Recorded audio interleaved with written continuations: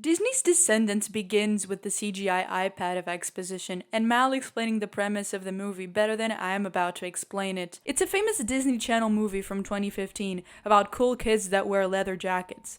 And they're also somehow the descendants of Disney's most popular characters that all exist in the same period and also didn't die. Kenny Ortega, director of High School Musical, also made this, which explains why the music and dance numbers are all bangers. This film was the reason I got stuck with a purple bedroom until the age of 19, by the way. But low-key, this movie rewinded my brain chemistry at the time, and Rotten to the Core is trending again in the year of our Lord 2026.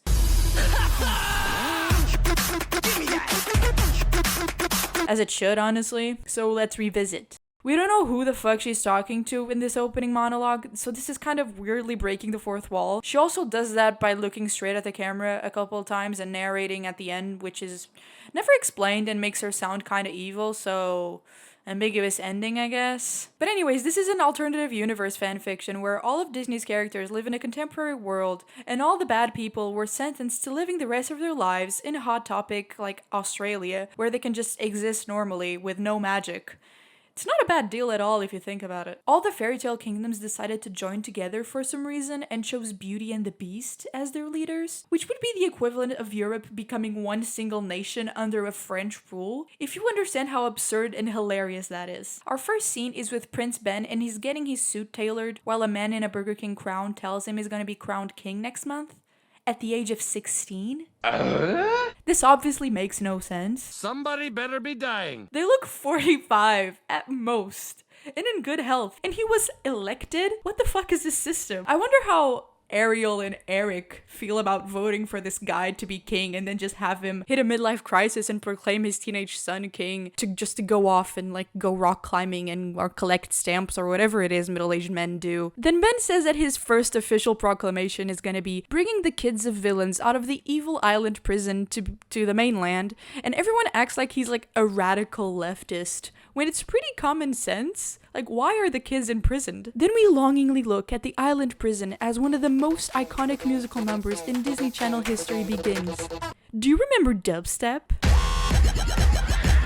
I want to especially highlight the delivery here from our main four protagonists. I'm rotten to the core, rotten to the core. They are singing with like an attitude and disdain and coolness to their voice almost. Something that I don't think is ever achieved again to the exact same caliber, with the exception of What's My Name in the second movie, I think. This is all hands on deck. Calling out to lost boys and girls. They're singing and terrorizing the people around them, but their idea of being evil is mostly just making a mess. So kids at home know that that's bad. The choreography is like super fun, and you just can't look away from Cameron Boyce, who is a gift from the gods, who was taken from us way too early. He is missed, and he was put on this earth to bless us with dance and music, and he is one of the highlights of this entire series. Unfortunately, they keep cutting away from him because he's not the main character or some shit. For fuck's sake, put the camera on Cameron Boyce, please. Kenny Ortega, when I catch you. Because of this, I have to resort to watching rehearsal footage, which is incredible, by the way. Just look at it. My poor girl Dove is fighting for her life here, though. We establish our four main villain kids. Mal, who is the daughter of Maleficent. She's angry with like YN energy, and she also paints. And then Jay, who is the son of Jafar, and he's a thief, and he is also forbidden from wearing shirts with sleeves by the costume department. Evie, who is the daughter of the evil queen. She's also pretty and in search for a rich man. And then Carlos, who was like afraid of his mom and dogs. His mom's Cruella de Vil. That tracks. If you're sensing a trend here, you're right. Like, every single adult in this franchise has to be a huge narcissist because every single kid's name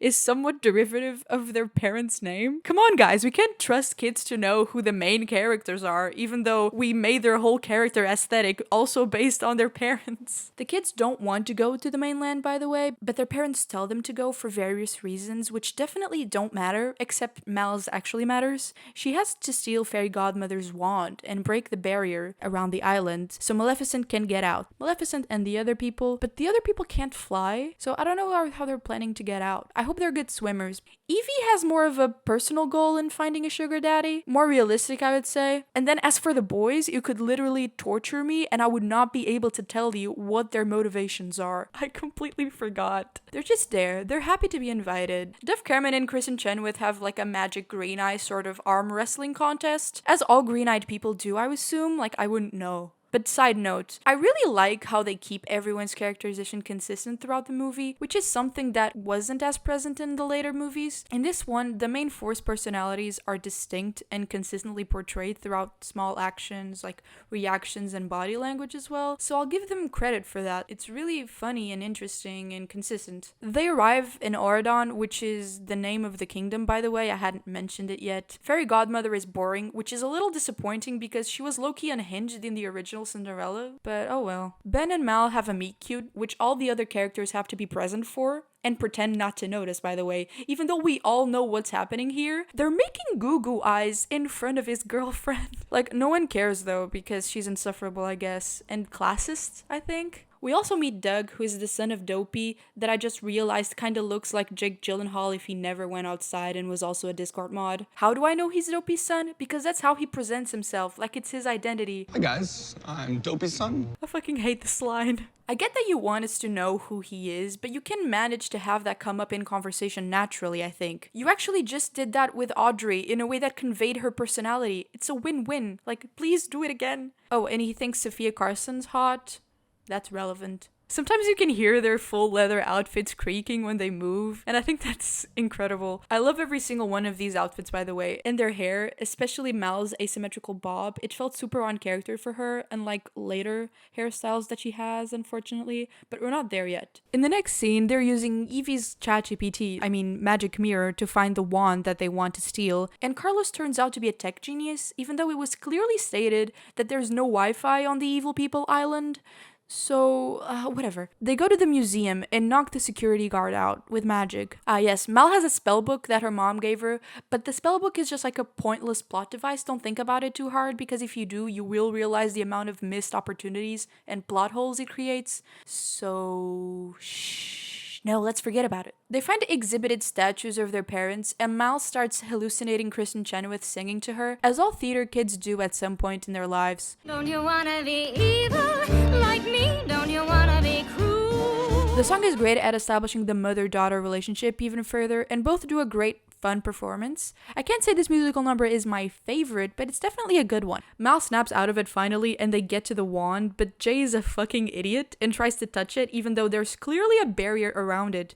You would think that these four of all people would be familiar with barriers, but like, well, oh well. Now the alarm went off and the security guard woke up even though they were making a bunch of noise earlier, and that didn't wake him up. And as they're running away, Carlos gets the alarm to turn off, so I don't know why they didn't just knock the security guard out again and try to get the wand. Also, this museum has security cameras, but they somehow aren't caught on camera.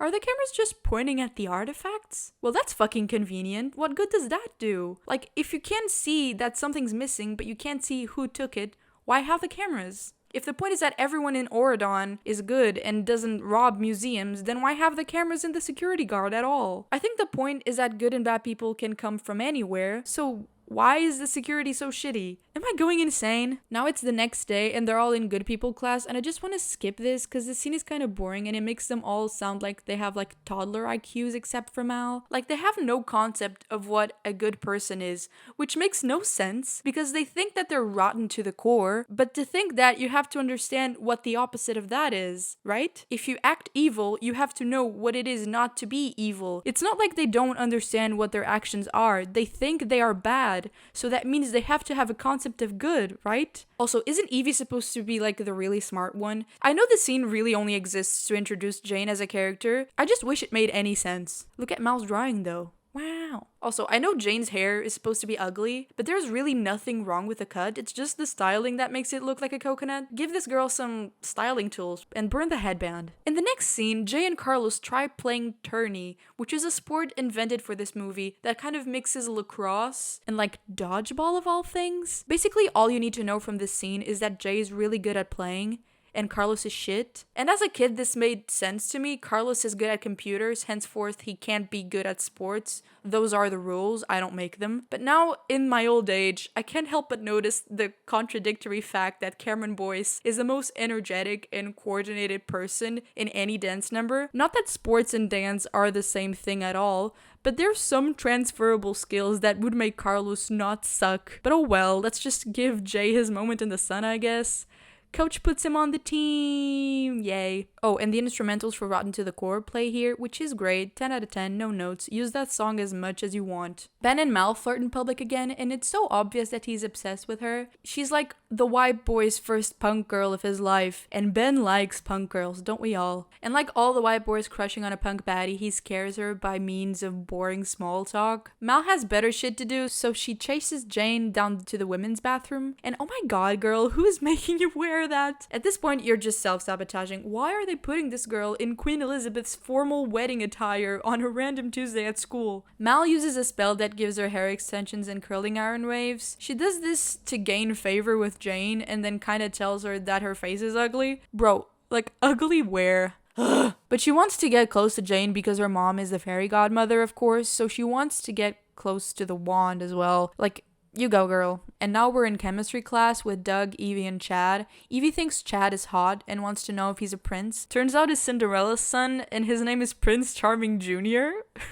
Hey Disney, I'm pretty sure Prince Charming isn't his actual fucking name. Actually, let me check what his name is. Henry or Kit, there you go. But if you want something similar to Cinderella, like, you can definitely do that. You have names like Cyril or like Cedric. But no, we're stuck with Chad. A lobotomized future frat boy. Cool. I should acknowledge that Evie's name also has this problem. Her mom's name isn't literally Evil Queen, I think. But because it's much better than Chad, I'll let it slide. Anyway, the chemistry teacher decides to put Evie on the spot and asks her what the average atomic weight of silver is. He expects her to just have this equation memorized on what I think is her first day of school. Is this a normal thing to do? What the fuck? Thankfully, she has ChatGPT to ask the answer and pulls it out in front of the teacher and gets it right. The teacher doesn't notice this, of course, because he was too busy being classist. He also stares at her like a creep, like it's a little unsettling. Chad asks her out with a note, and now we can move on to the next scene. Ben is helping Carlos train, like for tourney, and a dog starts chasing him out of nowhere and Carlos just runs for his life and climbs a tree. And beforehand, I have to tell you that this might be the strangest scene in the whole movie. Carlos is afraid of the dog because his mother said so, but then Ben says that dogs are nice and Carlos instantly folds and pets the dog. It's hilarious, and keep in mind this is supposed to be like a borderline phobia that Carlos had for his whole life. Then Ben calls Carlos a good boy while staring into his eyes and pretends it was for the dog. Good boy. I don't know what to say. Is it just me, or does Ben have romantic chemistry with most of the main cast? How did this happen? It's very distracting. Not in a bad way. So Chad is back, and he's meeting Evie under the bleachers. She's kind of selling herself as sort of a trad wife type, hoping that he's into that. Unfortunately, he's just interested in making her do his homework for him. He won't even kiss her. Is Chad gay? I don't know, he really confuses me. Doug was stalking them though, like the whole time because he likes Evie. If you're socially awkward and obsessed, you're a stalker. The girls are hanging out while Evie's sewing her wardrobe for later in the movie. Mal and Evie have romantic tension, and this will be the case for the rest of the series. I just wanted to let you know that. Boyfriends are overrated. Although nothing ever comes of it, because Disney are cowards. Mulan's daughter shows up, and nobody cares about Mulan. How dare you disrespect Mulan like that? This is pissing me off. This is the daughter of Fa Mulan, hero of China, and also her husband, bisexual icon Li Shang. Put some respect to her name. Okay, so she pays them to do her hair, and it kind of looks the same as Jane's hair, which is lame. Then they start ripping their skirts, which isn't lame. It's just funny. They're turning everyone punk! There's a short scene of Coach explaining what a team is to Jay, and it's pretty funny and cute, once you ignore how dense they make Jay look, but it's endearing. God, I love these dorms. They're a little too pink, but still cute. They need a new plan to get the wand, and because the wand is used in Ben's coronation and they all get to go, they want to stand in front so they can, take it. Unfortunately, only the closest people to him can be up front, so they decide that Mal's gonna put a love spell on him to become his girlfriend so she can be in the front row. I have no problem with this plan, it makes sense, but I find it funny that these cunning characters, especially Mal, haven't noticed that Ben has a crush on her. Like, dude is down bad. He just showed up at her door for basically no reason, and I buy it, because he's 16. How is it possible that you're gonna be crowned king? Crowned king. Crowned king. Mal starts talking about love spells right after shutting the door in his face though. I don't know how he didn't hear her, but oh well. The gang is whipping up the love potion in the form of cookies, which is essentially a date rape drug. Is that a controversial thing to say? I've been saying that they aren't doing anything really evil, but this might be the worst thing they ever do, perhaps in the whole series. Like, I'm not sure, but the implications are horrifying. They need a tier of human sadness for the recipe, and they're all too cool to cry. So thankfully, Deus Ex Machina Lonnie shows up to snoop on their... Wait, why are these children allowed in the kitchen? Surely this is like a campus cafeteria kitchen. I would assume they broke in, like, illegally. But Lonnie's there too, and she's supposed to be good and stuff. I'm very confused. Anyways, they make Lonnie cry with their sad, unloving family situations. So yay, problem solved. Now at school, everyone loves Mal because she did all of their hair. Thank you so much, now all of our hairs are long and wavy. They all look Mormon and also 35. This is what happens when you never had contact with Tumblr in your adolescence. Mal and Jay look great though. I love how Mal's clothes are made to look like she kind of drew or like painted on them herself. Then she chats up Ben to give him the edibles they made the night before, and she low-key guilt trips him into eating the cookie, and it fucking works. Although I'm not sure that the love spell worked. He looked like he was into her more before he took the edible. Now he just looks hungry and high. I guess he got the munchies. And then he tries to sing her name, which is a preview of what's about to come. Get ready. Now we have to watch a tourney game for exactly 2 minutes and 34 seconds. But I promise we can get through it. It's not so bad. There are like flips and violence. Also, their team's name is Knights, and I think that's actually really cool. Props for that. They win and the boys have like a bonding moment through sports. Good for them. But then we all have to remember that Ben is currently drugged, so he starts serenading to Mal right in front of his girlfriend, which I don't feel bad about because not only does she suck, That's true. but also they have been borderline flirting in public for days, so I wouldn't be too surprised. The public nature of this is unfortunate though for her, not for us, because we get to enjoy a cool musical number. Did I mention I'm in love with you? And did I mention there's nothing I can do? Did they put Carlos on the team just so he could be in this musical number? Because if so, I'm completely on board with that decision. Ben bends his knees about how much he loves Mal. She pretends like she didn't like it, but she isn't very good at pretending. Then at the end of the song, he asks her to go to the coronation with him, so the plan worked. Is this their version of prom? Is there a coronation after party with punch and a bad DJ? Audrey switches to Chad real quick, which is really embarrassing for her. Girl, get up and leave. And now Evie's also sad about that. All that homework for nothing. Mal gives her a pep talk about not needing a man to have self-worth. Period, no notes. We're back in the science lab, and Evie's wearing the outfit she was sewing earlier, and her little bag looks like the box where Snow White's heart was gonna be. That's really cool. We find out that Chad, aside from being an idiot and fucking lobotomized, is also a rat and snitched on her that she was using her magic mirror. This man truly has no redeeming qualities. Doesn't he know that snitches get stitches? Or maybe I suppose that wouldn't be a thing in Oradon. If this were my movie, Evie would be telling him to meet her outside and then beat the shit out of him in an alley or something. Doug saves her from being expelled, and now we are all on team Evug? Devi? Huh. She has to pass the test without magic, and she does pretty well. Yay, women in STEM! Mal comes in and interrupts Evie, Doug, and his fedora because she has a date with Ben. Oh no, how horrible. Mal and Evie have girl talk while doing Mal's makeup and go over their mommy issues. Yay! This scene is really cute. But the mirror scene where Mal is shocked at how good she looks always kills me because she looks exactly the same. Like, what are you talking about? She's just wearing a dress. People talk about the trope of the ugly girl taking off her glasses and letting her hair down and suddenly being hot, but this isn't even the case here. Don't get me wrong, she looks great, but she looks the exact same as before. I'm actually really glad that they don't do the makeover bit here, because I really like her style, and so does Ben, so I don't see what the fuss is about. He wouldn't care either way, he's drugged. She could show up in a trash bag for all he cares. Maybe this is just because she cares and she's excited about it, but is pretending not to be. Ben pulls up and drops the cringiest opening line ever. For the first time, I understand the difference between pretty and beautiful. But I'll let it slide because he is high. We're going on a scooter ride. Whee! They have a picnic in this gorgeous gazebo, and you can really see Mitchell Hope's blonde highlights in this scene. They have some typical first date talk about like existential and identity crises, and Ben starts talking about how they don't have to be like their parents, except he kind of makes it sound like he doesn't want to be like his parents, who are good people. It's a little sinister. I suppose he just wants to be edgy because he wants to like match the vibe of his punk girlfriend. But he's also being really intense and like kinda awkward, especially when he decides to go swimming in the lake. He wants her to go too, but she declines and he goes anyway. Like, what the fuck? You're on a date and you're leaving her alone to go swim for a bit? This was baffling to me in 2015, and it's baffling to me now. He even had swimming shorts. What was she supposed to swim in? He's also flexing his abs, which is what I would do if I had abs. So now that Ben has temporarily exited the scene, Mal can have her solo musical number, and she starts singing her iconic musical Existential Crisis while spinning around in the gazebo waiting for Ben to come back. The song really deserves its iconic status. Dove does a great job, and you can actually hear Mitchell Hope in the back vocals, which is a neat detail. Mal realizes she likes Ben. Oh no. If only.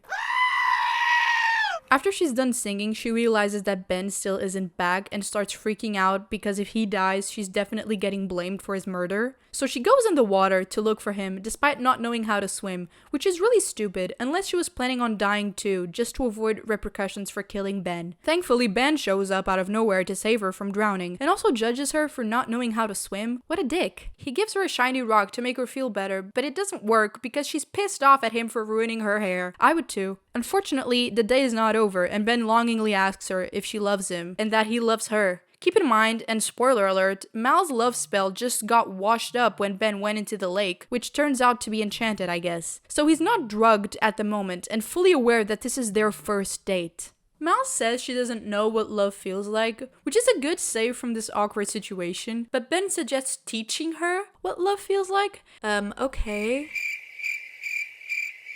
And I'm really glad the scene cuts off here, because I could not imagine what she could respond to that. Yeah, sure.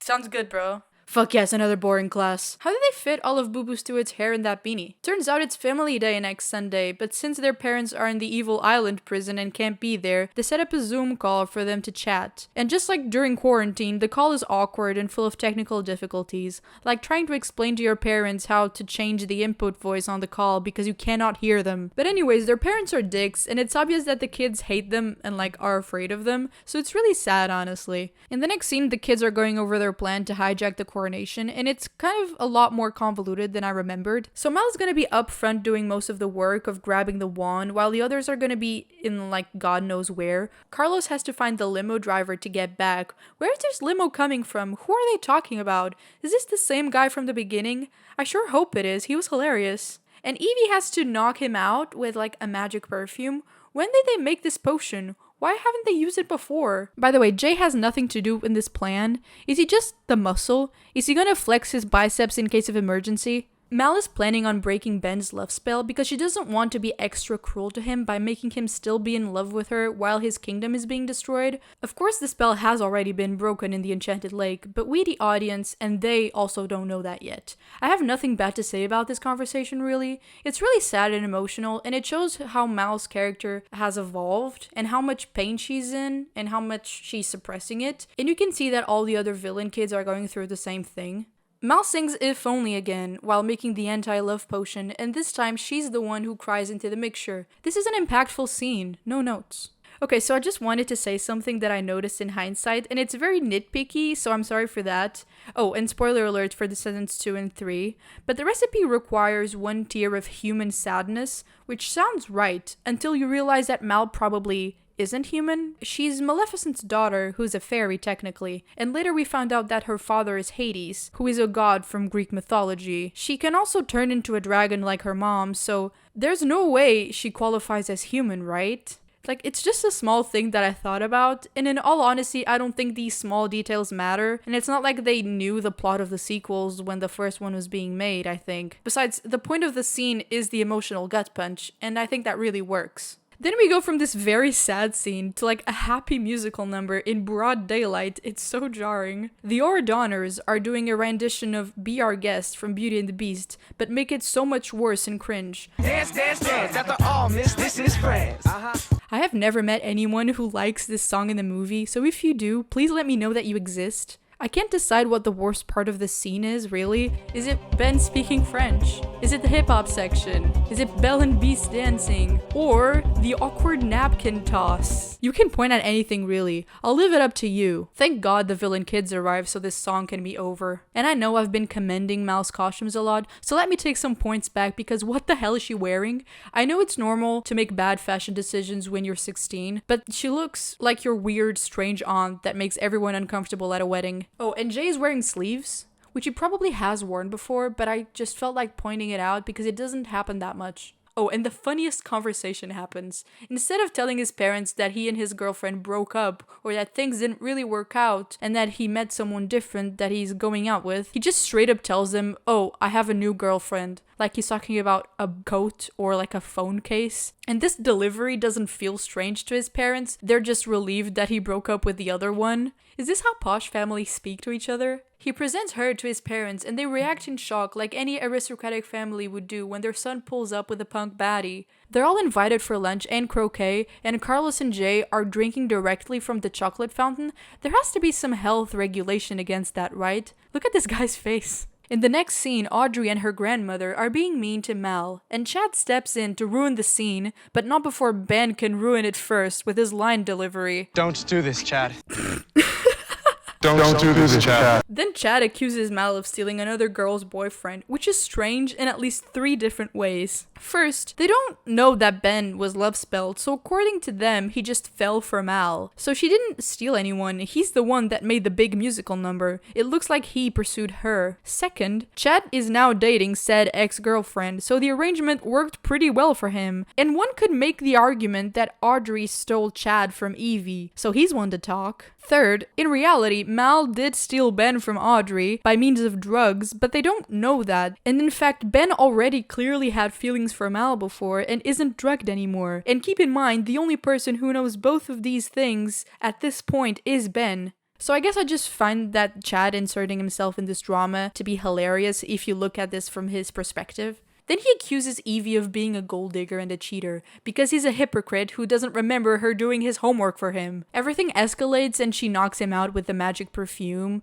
so everyone hates our main 4 now. That was easy. But Ben is on our side and he's pretending like this isn't a big deal, even though there was just like a huge scene and they knocked someone unconscious with magic. Is no one gonna do anything about that? They definitely shouldn't have the means to do that. Jane is being a bitch to Mal for no reason, and Mal reverts her hair back to normal, which is totally fair. Why would you insult the person who gave you magic hair extensions? Also, everyone knows that Mal has a spellbook and she's not helping them anymore, so why aren't they snitching on her that she has an illegal spellbook? Chad snitched on Evie's mirror and they just gave it back. I feel like these kids who are perceived as dangerous shouldn't have these dangerous magic tools. No one can take the fairy godmother's wand yet, but you can keep your evil spellbook, why not? In fact, take the magic mirror while we're at it. It's now time for the long-awaited coronation, and their parents are watching the broadcast that's being presented by Snow White. Okay. And she talks shit about Jane's hair as if they don't have the exact same haircut. I'm Snow White. Who are you kidding? She's definitely had work done. Mal and Ben are arriving on a carriage, and Mal is clearly feeling guilty about what she's about to do, and she decides to give Ben the anti-love potion now for him to eat later. Why would you do that if you don't want him to eat it now? Where is he gonna put the cupcake? His pocket? Why do you think he would eat the cupcake after you execute your evil plan and imprison him? She clearly didn't think this through. He eats it immediately and she freaks out, obviously, but then he reveals that he knew she spelled him, and that the spell washed away in the enchanted lake, and that he hasn't been faking liking her. It's all very romantic and remarkably lucky for Mal because he assumes that she drugged him because she had a crush on him. What? Wouldn't that be a real turnoff for a person? Imagine you find out that the person you've been dating gave you a love potion so you would break up with your ex to be with them. That's so fucked up. But he doesn't seem to think that, so I guess we're supposed to be fine with it? Like, we know that the real motivation was to get the wand, but he doesn't know that. How can he trust her while believing what he believes right now? Ben gives me kind of freaky vibes, not gonna lie. He also gives her his ring, and the ring is going to be important throughout the rest of the series, so that's worth mentioning. But with all of this said, I really liked this scene when I was younger. I'm not a monster, like, I thought it was really cute. I just grew to become a bitter old hag. It's finally time to hand over the Burger King crown to the underage teenager. And it all goes well though, even though the crown doesn't fit Ben's head, like, at all. But then, oh shit, someone grabbed the wand, and it's like zapping magic into the sky and accidentally breaking the barrier. It turns out to be Jane of all people, because she wants a makeover so bad that she's willing to interrupt the king's coronation for it. What was she thinking? How did she think she could get away with this? Jane hasn't been portrayed as an idiot like Chad, so I'm really confused. But before I can keep thinking about this,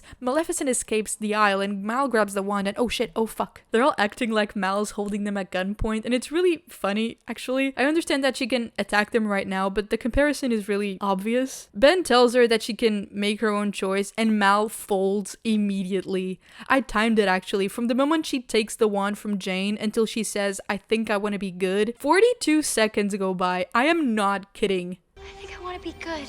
The four villain kids have a heart-to-heart in front of all of these people about what makes them happy in life. Jay likes sports and pizza, Evie is smart, and Mal likes school and Ben, I guess. Oh, and Carlos likes dogs. In case you missed it, Carlos's entire character arc was like, I like dog now. And they're hoping you don't notice that, but it's the only thing.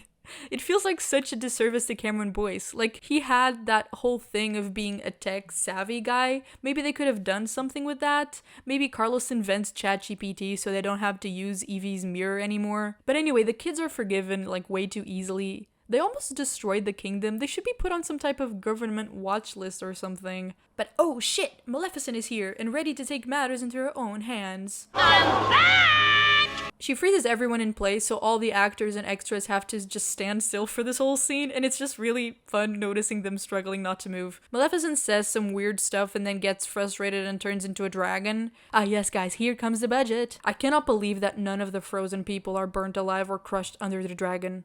They can't run away. They all try to fight her off, but Mal takes the lead and figures out that good is more powerful than evil. Aww. And she has another green-eyed magical arm wrestling contest with her mother, but she wins this time, so Maleficent has now turned into a tiny little lizard. Fairy Godmother gets unfrozen and... Excuse me, why is she so important in this government system and so powerful? In the original Cinderella, we were under the impression that she was Cinderella's fairy godmother, implying that there are other fairy godmothers for other people. Where are they? How do they feel about this? Do they not exist? Why does she get to crown the king? Anyhow, she turns everything back to normal, and Ben and his father do this really embarrassing thing that I'm gonna pretend not to notice. Mal makes up with Jane and kind of makes up with Audrey.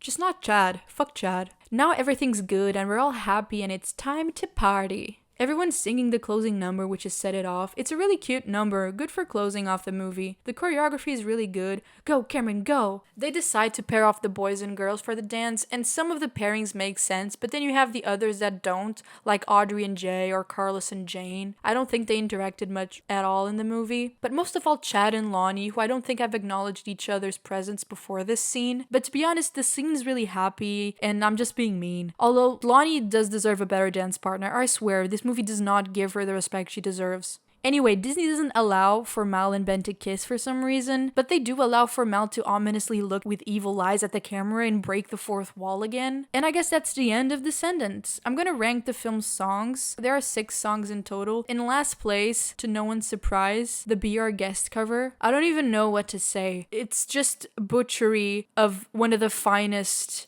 and most beloved Disney songs. And for what? Like, what was the point? In 5th place, we have Set It Off, which is the closing number. There's nothing really offensive about this number or bad, it just doesn't really stand out amongst the other songs. But for what it's worth, it is an effective number. 4th and 3rd place were really close for me, but I'm putting Did I Mention in 4th place. I really liked this song and I loved it when I was a kid, but in retrospect, the next ones on the list are better. In 3rd place, I have Evil Like Me. It's really well performed and establishes Mal's motivations and internal struggles pretty well. Surprisingly, I used to want to skip this one when I was younger. I don't know what the fuck I was on. In 2nd place, we have If Only, Mal's big emotional solo number. What else can I say about this song that hasn't already been said? There is a reason people want Dove Cameron to perform this song to this day. It really was great then and it is great now. And in first place, we obviously have Rotten to the Core. It's the flagship song of the series for a reason, and it has all the right to be. And the fact that they keep using small portions of the song throughout the movie just proves that they knew they had struck gold with this one. It really captures the energy that the film is trying to achieve and sets the tone pretty much from the start. Thank you so much for watching this descent into madness / manic episode about Disney Channel's Descendants, a movie that was so impactful for my childhood and that I really deeply cherish. Even though I make fun of it, like, I really do enjoy revisiting it. I hope you enjoyed the video. Let me know if you'd like more videos like these. Subscribe if you want to get notified when that happens. And yeah, bye!